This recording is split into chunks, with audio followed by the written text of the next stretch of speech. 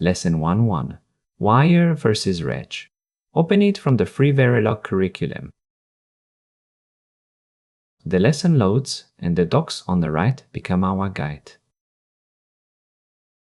You will choose wire or reg on each port, then verify combinational and sequential outputs.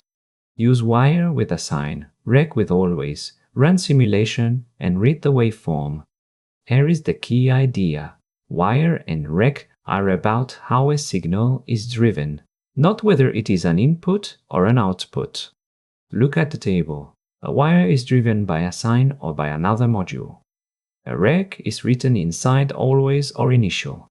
So inputs are always wire, and output can be wire or reg, depending on how you drive it in the body.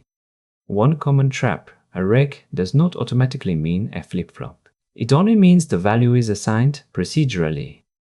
The DUT has inputs A, B, and cell, then outputs YCOM and YSEQ. Your TODOs are the port types in design that fill wire or reg on each line.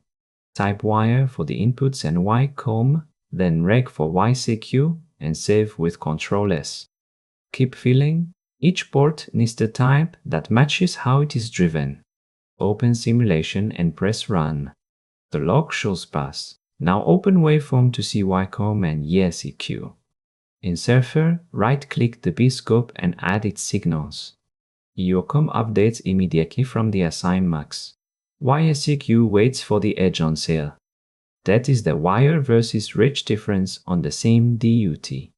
Next, open Synthesis and run Yosys. Open the circuit schematic and glance at the gates from your RTL. Quick review. Inputs and YCOM are wire. YSEQ is reg. The test bench walks a few select cases and prints both outputs.